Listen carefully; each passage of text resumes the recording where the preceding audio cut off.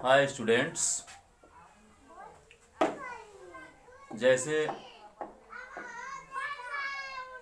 किसी व्यक्ति का पता कंप्लीट होता है, उसका गांव, गली, मोहल्ला, शहर, उसी तरीके से किसी इलेक्ट्रॉन के बारे में अगर हमको उसकी स्थिति, ऊर्जा आदि के बारे में सही सही जानकारी मालूम करनी हो तो क्वांटम संख्याओं को जानना जरूरी होता है। बिना क्वांटम संख्याओं की जानकारी के हम किसी इलेक्ट्रॉन की स्थिति आदि के बारे में हम जान नहीं सकते हैं।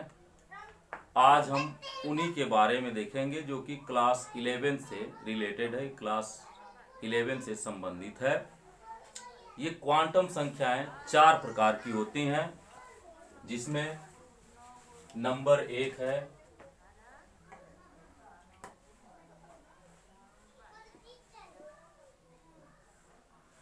मुख्य क्वांटम संख्या।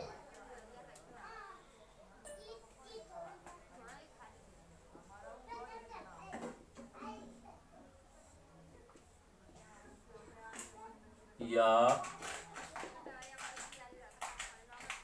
प्रिंसिपल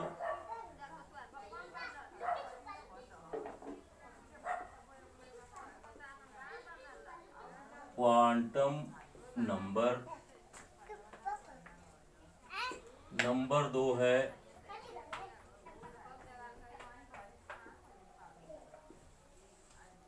द्विगंशी या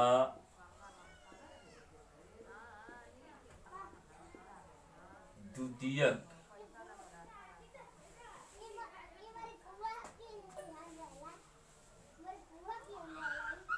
क्वांटम संख्या।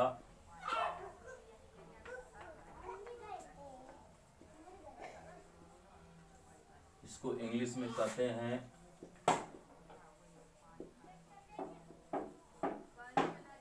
Azimuthal quantum number. नंबर 3 है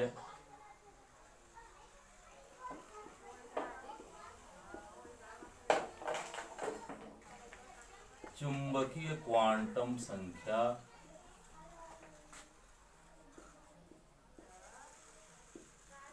इंग्लिश में बोलते हैं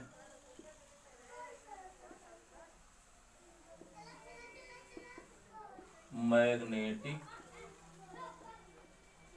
क्वांटम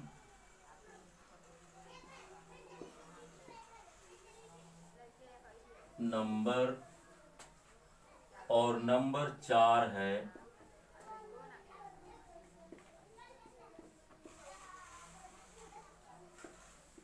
चक्रण क्वांटम संख्या।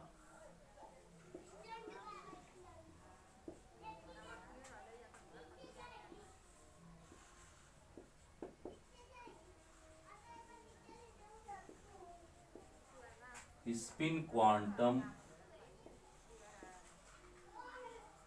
नंबर। ये 4 संख्याएं होती हैं, 4 क्वांटम संख्याएं होती हैं जो कि इलेक्ट्रॉन की स्थिति को निर्धारित करती हैं। मुख्य क्वांटम संख्या या प्रिंसिपल क्वांटम नंबर, जिसको हम संकेत के रूप में स्मॉल n से व्यक्त करते हैं।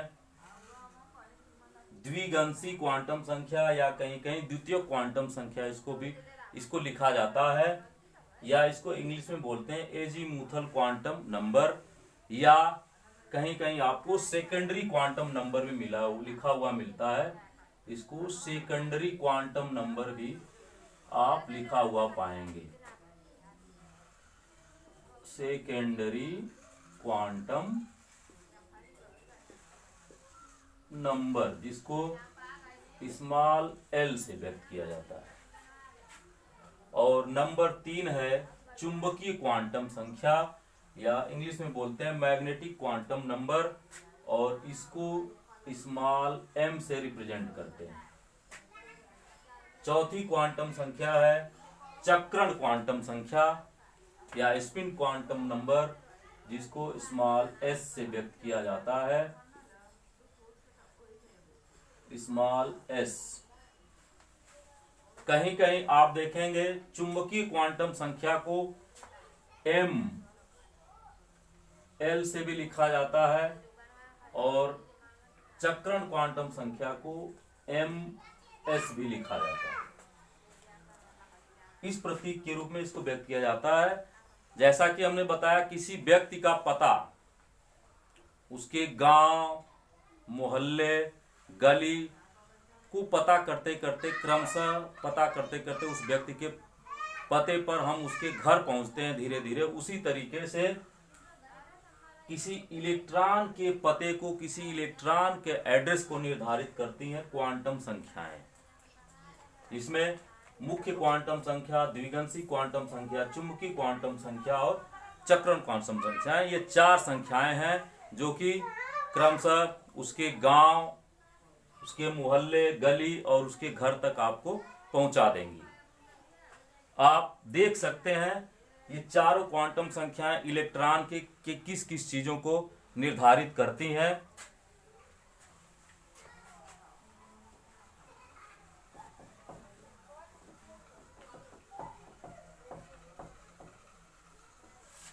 सबसे पहले हम देखते हैं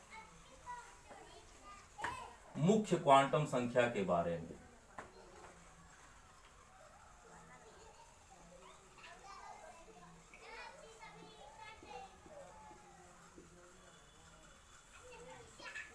मुख्य क्वांटम संख्या या प्रिंसिपल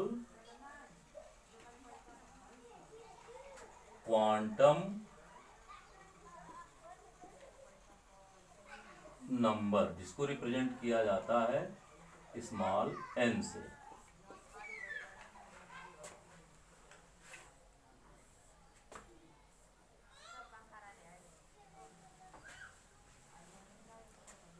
मुख्य क्वांटम संख्या को वास्तव में सबसे पहले नील्स बोर ने खोजा था, या नील्स बोर ने इसके बारे में बताया था। और ये मुख्य क्वांटम संख्या इलेक्ट्रॉन के कोष को बताती है, रिप्रेजेंट करती है इलेक्ट्रॉन के कोष को। यह किसी इलेक्ट्रॉन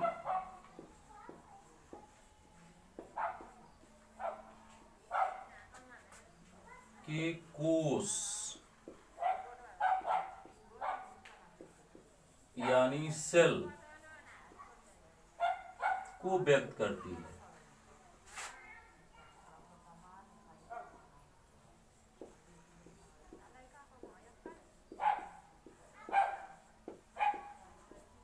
नील्स बोर ने इसकी खोज किया था। और सेल जैसे किसी व्यक्ति का गांव होता है, आप समझ सकते हैं, उसी तरीके से कोष जो है इलेक्ट्रॉन का गांव है। इलेक्ट्रॉन के गांव को यानी इलेक्ट्रॉन के कोष को, मुख्य कोष भी आप कह सकते हैं, उसको व्यक्त करती है। और इसका मान पूर्णांक में 1, 2, 3, 4 इत्यादि कुछ भी हो सकता है। अब इसके बाद हम देखते हैं एजीमुथल क्वांटम नंबर और द्विगंशी क्वांटम संख्या क्या होती है। द्विगंशी क्वांटम संख्या और एजीमुथल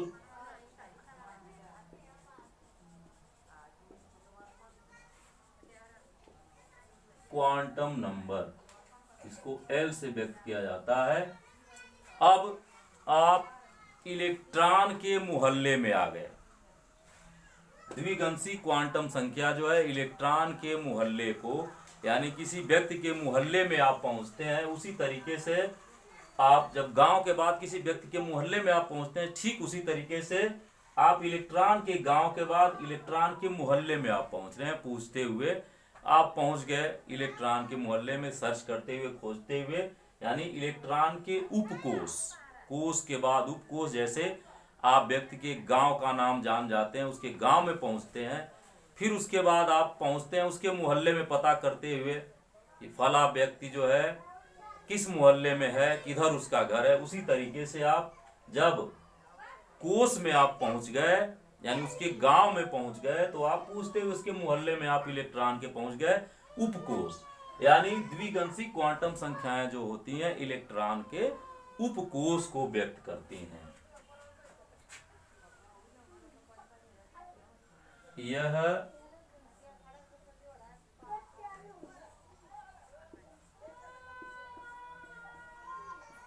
इलेक्ट्रॉन के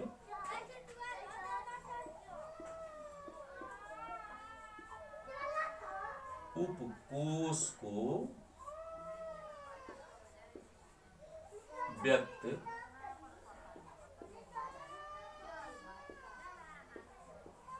करती है।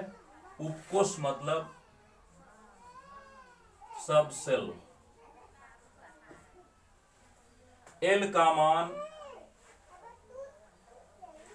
0 से लेके n के लिए, किसी भी n के किसी मान के लिए l का मान 0 से लेकर n-1 तक होता है। यानी l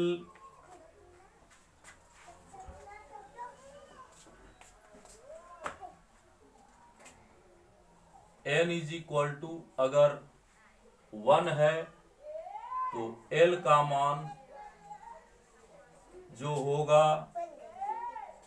वो 0 होगा।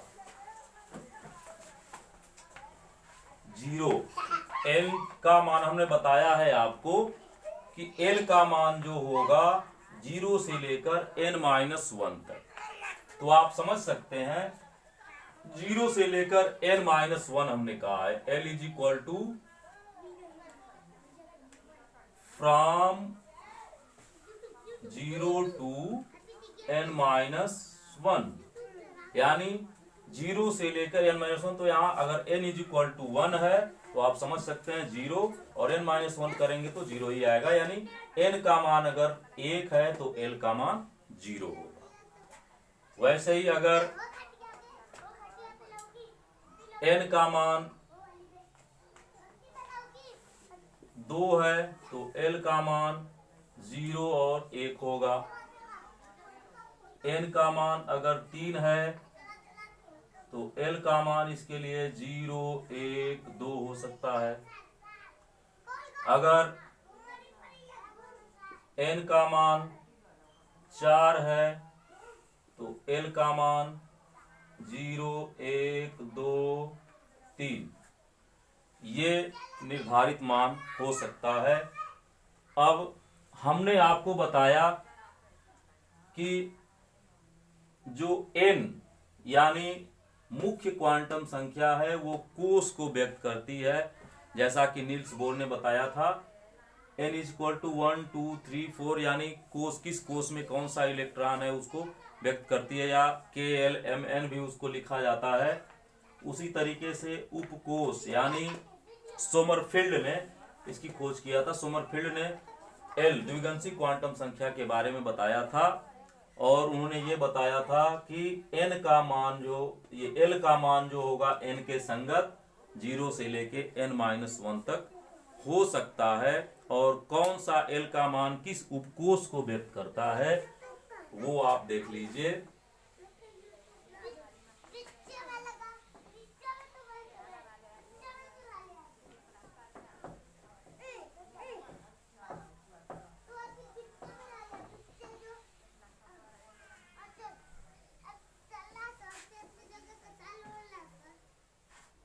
हमने आपको बताया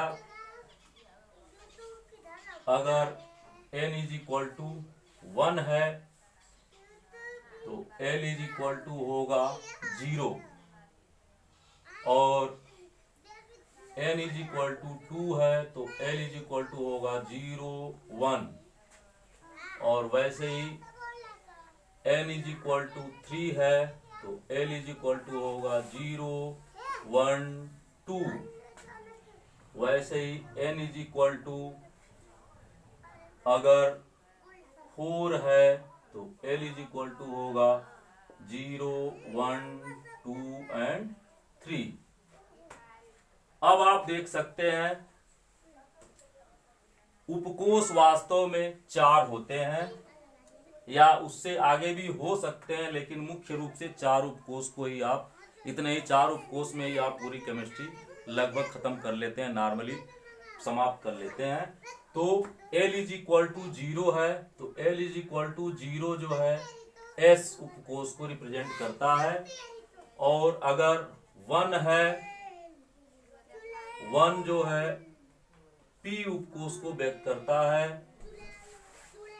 और 2 जो है D उपकोष को व्यक्त करता है, 3 जो है F उपकोष को व्यक्त करता है। इसी तरीके से अगर 4 है तो G उपकोष को, यानी ऐसे ही जैसे जैसे आप आगे बढ़ते जाएंगे इनका मान जैसे जैसे बढ़ता जाता है उसी तरीके से उपकोष भी रिप्रेजेंट होते जाते हैं। अब आप देखिए तीसरी क्वांटम संख्या क्या है। आप इलेक्ट्रॉन के मोहल्ले में पहुंच गए, अब इलेक्ट्रॉन की गली में प्रवेश करेंगे। जब आप मोहल्ले में पहुंचेंगे तो बताया जाएगा कि किस गली में या किस साइड में किसी व्यक्ति का घर है। उसी तरीके से जब आप उपकोष में आ गए तो उपकोष के बाद आप गली में पहुंचेंगे, उस स्थान पर यानी उस जगह आप पहुंचेंगे जहां उस व्यक्ति का घर है।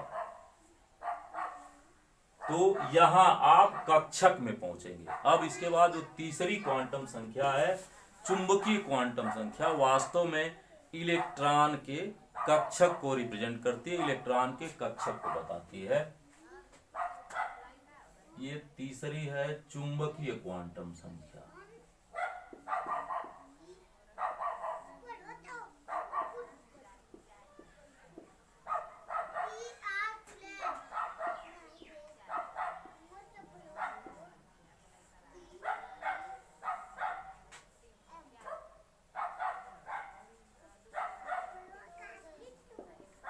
मैग्नेटिक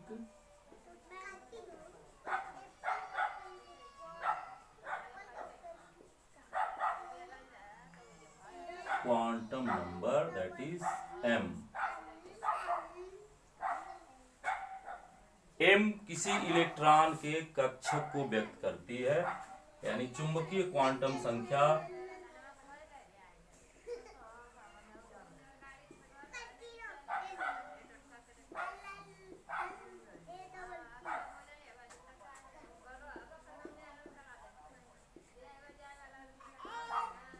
किसी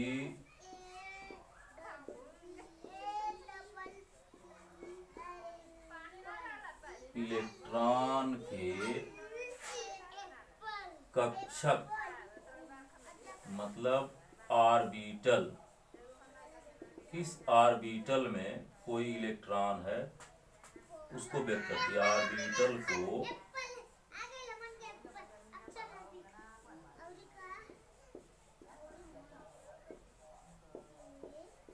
व्यक्त करती है, और इसका मान M का मान L से लेके माइनस L से लेके प्लस L तक होता है, जिसमें शून्य भी शामिल होता है। यानी द्विगंशी क्वांटम संख्या के मान के लिए M का मान शून्य के साथ साथ माइनस L से लेके प्लस L तक होता है। M is equal to from minus L to plus L with 0। Magnetic quantum संख्या का मान माइनस L से प्लस L तक होगा, जिसमें 0 भी शामिल होगा। यानी अगर L इज इक्वल टू 0 तो m इज इक्वल टू भी 0 होगा। अगर l बराबर 0 1 तो m इज इक्वल टू -1 0 और +1। उसी तरीके से l इज इक्वल टू 0 1 2 तो m इज इक्वल टू -2 -1 0 +1 +2। यानी आप समझ सकते हैं इन संख्याओं को देखकर कि कैसे कक्षक को रिप्रेजेंट किया जाता है, कैसे व्यक्त किया जाता है चुंबकीय क्वांटम संख्याओं के द्वारा।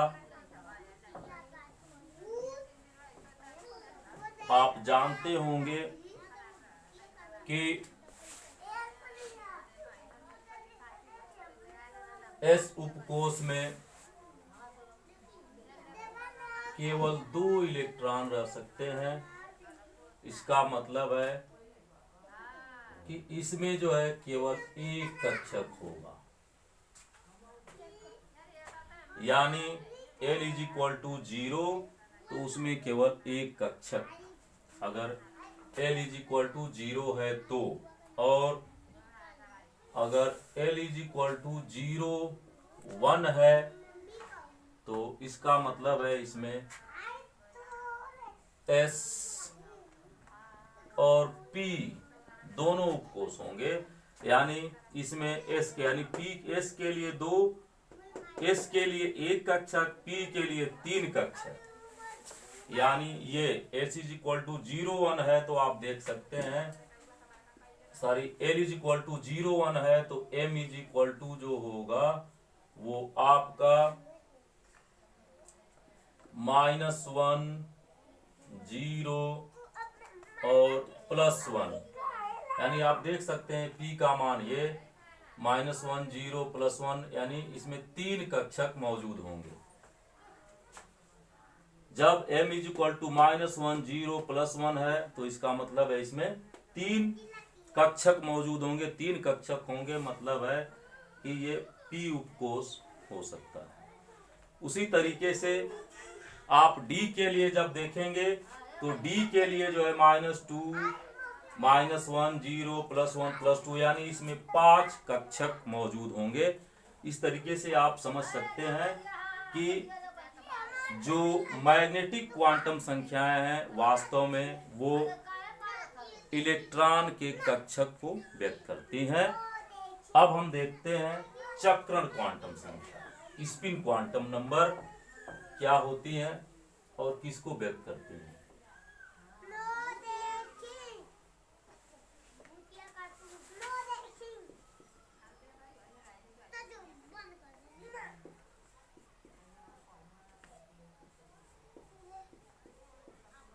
चक्रण quantum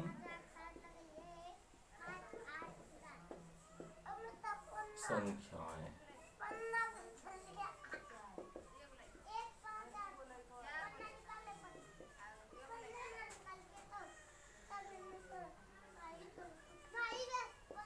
spin quantum numbers, that is S। अब आप उस व्यक्ति, जिस व्यक्ति की तलाश में आप थे, जब जिस व्यक्ति की तलाश में आप रहते हैं, लास्ट में उसके गली से उसके घर आप पहुंच जाते हैं। उसी तरीके से जब आप इलेक्ट्रॉन के घर पहुंच गए, उसके कक्षक में पहुंच गए, तो उसकी प्रकृति के बारे में आप देखते हैं। जैसे उस व्यक्ति के बारे में आप जब उसके घर पहुंचते हैं सुनते हुए खोजते हुए, तो आप उस व्यक्ति का बिहेवियर, जब उससे बातचीत करते हैं, उसके पास पहुंचते हैं तो उस व्यक्ति के बिहेवियर के बारे में, व्यवहार के बारे में आपको कुछ अंदाजा लगने लगता है। उसी तरीके से आप जब इलेक्ट्रॉन के कक्षक में पहुंच गए, आप उस इलेक्ट्रॉन की पहचान जब आप किए, तो जैसे आपने पढ़ा होगा नील्स बोर ने जब बताया कि जो इलेक्ट्रॉन होते हैं वो वास्तव में न्यूक्लियस के चारों तरफ घूमते रहते हैं। तो न्यूक्लियस के चारों तरफ तो घूमते ही हैं, लेकिन वो अपने कक्षक में भी अपने एक्सिस, अपने अक्ष पर घूमते हैं। यानी उनकी दो दिशाओं में चक्रण होते हैं, क्लॉकवाइज और एंटी क्लॉकवाइज, यानी दक्षिणावर्त और वामावर्त। तो चक्रण क्वांटम संख्याएं जो होती हैं इलेक्ट्रॉन के चक्रण को व्यक्त करती हैं।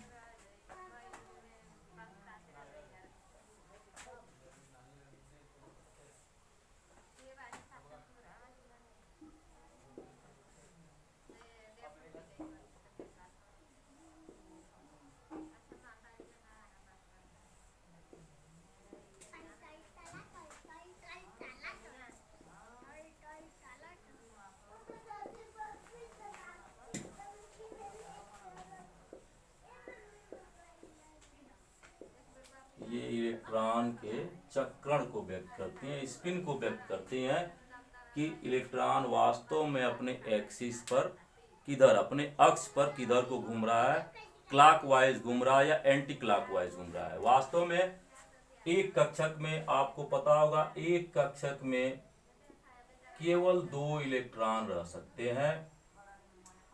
तो जिस इलेक्ट्रॉन की दिशा ऊपर की तरफ होगी वो क्लॉकवाइज मतलब दक्षिणावर्त दिशा में घूमेगा, और जिस इलेक्ट्रॉन की दिशा नीचे की तरफ व्यक्त होगी किसी कक्षक में, वह इलेक्ट्रॉन जो होगा वामावर्त दिशा में, यानी उसका मान जो होगा निगेटिव होगा, और जो इलेक्ट्रॉन दक्षिणावर्त दिशा में होगा उसका मान पॉजिटिव होगा। यानी आप इसका मान कैसे पता कर सकते हैं, m के प्रत्येक मान के लिए इसका मान